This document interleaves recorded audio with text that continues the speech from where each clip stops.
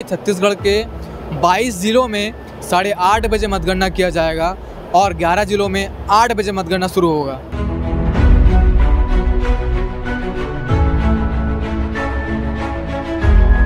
और ईवीएम का पहला राउंड हमारा 8:30 बजे से प्रारंभ हो जाएगा। तो किसी प्रकार का विवाद जो है शांतिपूर्वक मतगणना पहले भी हुई है, विधानसभा में भी कोई इशू नहीं आया था। हमें पूरी उम्मीद है इस प्रकार का कोई इशू नहीं है।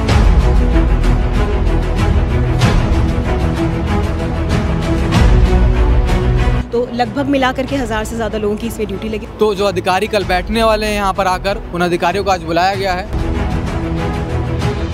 पूरे देश भर में मतगणना होने जा रहा है और उसकी तैयारी जो है वो जोरों शोरों से चल रही है और 4 जून को मतगणना होगा और परिणाम हमारे सामने होंगे। और आप ये जो एलईडी टीवी देख रहे हैं, ऐसे एलईडी टीवी हर जगह मतगणना जहाँ हो रहा है वहाँ के स्ट्रांग रूम में लगे हुए हैं ईवीएम मशीन को निगरानी में रखने के लिए। मेरा नाम मनीष है और आप केपी न्यूज़ देखना शुरू कर चुके हैं।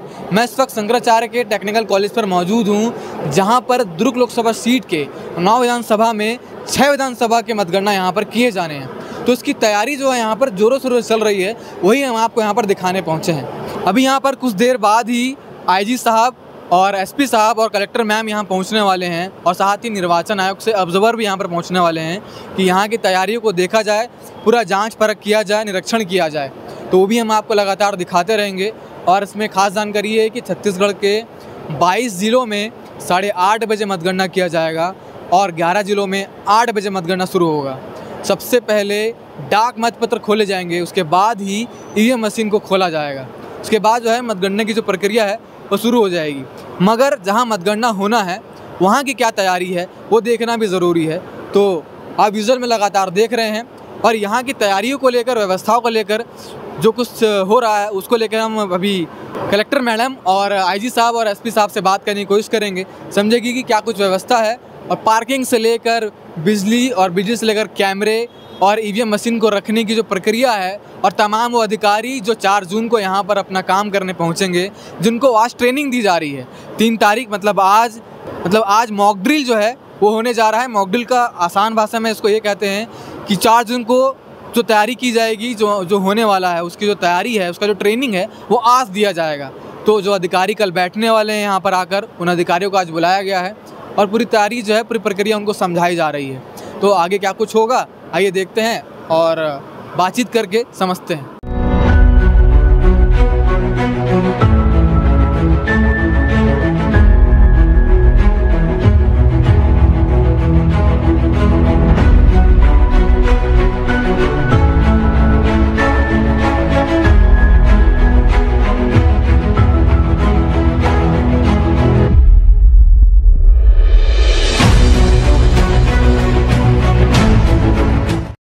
काउंटिंग शुरू होनी है, उसी की तैयारी को लेकर के आज अभी ड्राई रन हुआ है। हमारे जो काउंटिंग के लिए ऑब्जर्वर हैं, दुर्ग लोकसभा में 9 विधानसभा की सीटें हैं, उसमें 4 ऑब्जर्वर साहिबान ईसीआई के द्वारा भेजे गए हैं। एक बेमेतरा में ऑब्जर्वर साहब है, 3 हमारे पास में रहेंगे।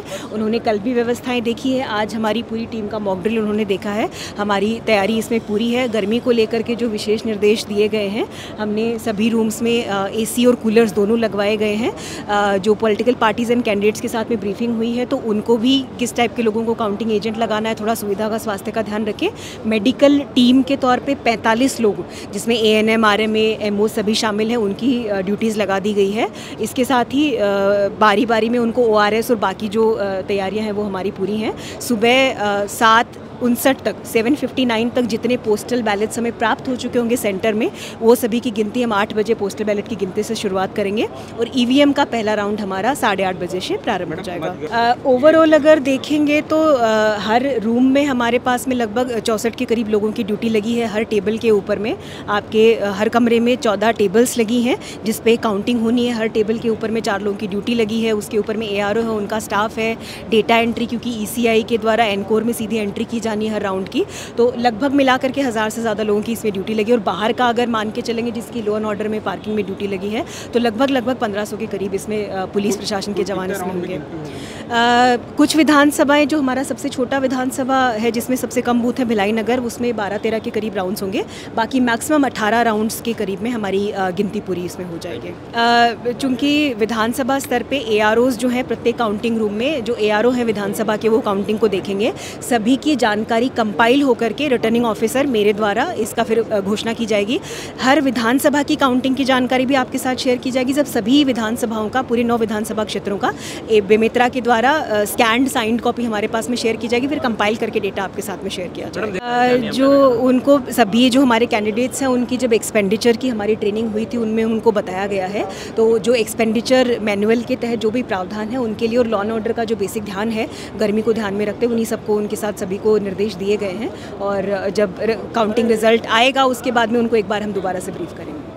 नहीं, जैसा आपको ज्ञात है कि मतगणना कल यहाँ होनी है शंकराचार्य कॉलेज जो प्रांगण है वहाँ पर, तो इसके लिए पूरी तैयारियां कर ली गई हैं। जो एंट्रेंस गेट्स हैं, कहाँ से अभ्यर्थियों को आना है, उनके एजेंट्स को आना है, कहाँ से शासकीय कर्मचारियों को आना है, कहाँ से मीडिया की एंट्री है, कहाँ से ऑब्जर्वर्स की एंट्री है, वो सारी चीज़ों को आज यहाँ पे फाइनल किया जा रहा है। और एक रिहर्सल भी पुलिस बल द्वारा की जा रही है, जिससे कि सभी अधिकारी कर्मचारियों को उनकी ड्यूटी समझाई जा रही है।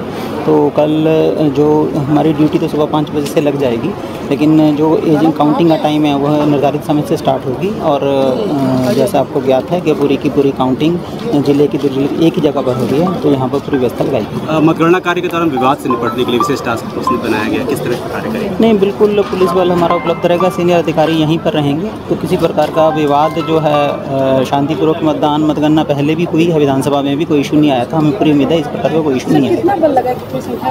वो अभी वो एग्जैक्ट संख्या तो हम नहीं बता सकते, लेकिन करीब 500 के करीब की फोर्स लगेगी। सर, बाहर से कितनी फोर्स? बाहर से अभी फिलहाल हम ज़्यादा फोर्स नहीं है, बट पुलिस मुख्यालय द्वारा कुछ बल उपलब्ध कराया गया है। तो शंकराचार्य के टेक्निकल कॉलेज में मतगणना की जो तैयारी है वो आपने पूरा देख लिया है कि कैसी हम यहाँ पर व्यवस्था बनाई गई है। और लोकसभा चुनाव का जो सबसे अंतिम दिन है, यानी 4 जून, जब ये मालूम पड़ेगा कि भारत का भविष्य क्या होगा, उसका अपडेट भी हम सुबह से आपको लगातार देना शुरू कर देंगे। और वैसे भी आज के अपडेट आपको मिल चुका है, तो कल के अपडेट के लिए भी KP न्यूज़ से लगातार जुड़े रहिए। कल सुबह से लेकर शाम तक की सारी अपडेट हम आपको लगातार देते रहेंगे। KP न्यूज़ को सब्सक्राइब जरूर कर लीजिएगा। धन्यवाद।